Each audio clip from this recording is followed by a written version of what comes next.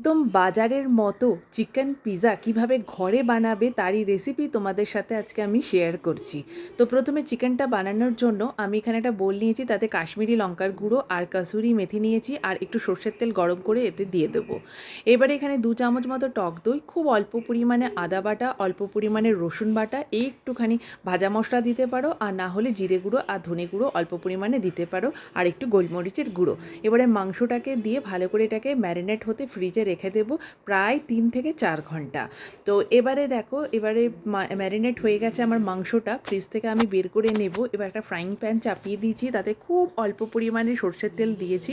তারপরে মাংসটা দেওয়ার পর এইভাবে 5 মিনিট এটাকে লো আঁচে কষতে থাকবো। তারপরে এই বাটিতেই যেটুকু জল মানে মশলাটা ছিল তাতেই জল বুলিয়ে নিয়ে জলটা দেব 5 মিনিট পর। তারপর জলটা দেওয়ার পর ঢাকা দিয়ে দিয়ে এটাকে আরও 10 মিনিট মানে টোটাল 15 মিনিট ধরে এটাকে রান্না করে নেব। 15 মিনিটেই দেখবে বোনলেস চিকেন একদম রান্না হয়ে গেছে, যেহেতু মাংসগুলোকে আমি আরও ছোটো ছোটো করেছিলাম সেজন্য, আর ফ্রিজে এতক্ষণ ম্যারিনেট করার জন্য।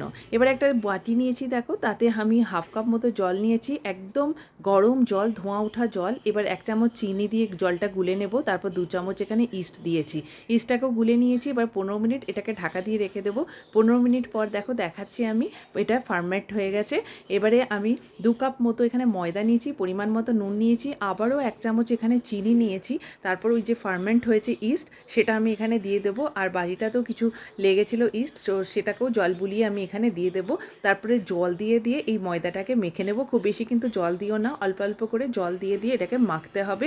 ঠিক যেমন আমরা লুচি বানাই সেরকম নরম নয়, এটা কিন্তু নরম অলরেডি হয়ে যায়, সেই জন্য জলটাকে মানে ভেবে চিনতে জলটাকে দিয়ে কম পরিমাণে দিয়ে মাখতে হবে। তারপরে একটু বাটার দিয়ে এটাকে পিটিয়ে পিটিয়ে আর একবার করে স্ট্রেচ করে এটা ঠিক যেভাবে আমি করছি সেইভাবে এটা মাখাতে হবে। এবার একটা বড় বোল নিয়েছি, তাতে একটুখানি তেল মাখিয়ে নিয়েছি, আবারও ময়দাটাতেও তেল মাখিয়ে দিয়ে এটাকে 2 ঘন্টা রেস্ট হতে দিয়েছি। দেখো 2 ঘন্টা পর একদম ফুলে ফেপে দ্বিগুণ হয়ে গেছিলো। এবার এটার থেকে এটাকে আমি ভেতর দিকে দেখো টাক করে করে দুটো লেচি এর থেকে বের করে নেব।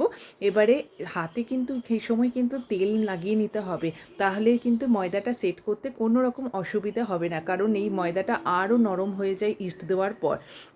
এবার একটা ছোটো প্লেট নিয়েছি, তাতে দেখো একটু তেল বুলিয়ে নিয়ে তারপরে আটা ছিটিয়ে নিয়েছি। তারপরে হাত দিয়ে দিয়ে আমি যেমন দেখালাম সেইভাবে প্রেস করে করে এর পিৎজা বেসটা বানিয়ে নেব। তারপর এখানে শেজওয়ান সস আর টমেটো সস দিয়েছি। তারপরে এখানে মজরেলা চিজ দিয়েছি, ক্যাপসিকাম আর ওই মাংস টুকরোগুলো, আর এখানে পেঁয়াজ দিয়েছি। এবারে তোমার যেরকম মশলা চাও তুমি দিতে পারো, গোলমরিচের গুঁড়ো, অরিগ্যানো দিয়ে আমি তাই দিয়েছি এখানে। তারপরে পিৎজাটাকে একটা বাটার পেপারের উপরে সেট করে দিয়েছি, তার নিচে কিন্তু অবশ্যই একটা ছোটো প্লেট রেখেছি।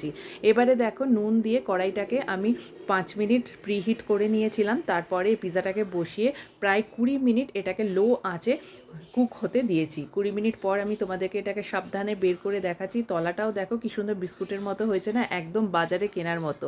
এবারে কেটে নাও, কেটে নিয়ে এবার এনজয় করো, আর খেয়ে বুঝতে পারবে না যেটা বাড়িতে বানানো, মনে হবে যেন একদম দোকান থেকে আনা। তো এইভাবে বাড়িতে বানিয়ে একবার বানিয়ে দেখো, খুব ভালো লাগবে। নমস্কার, দেখা হবে অন্য একটা ভিডিওতে।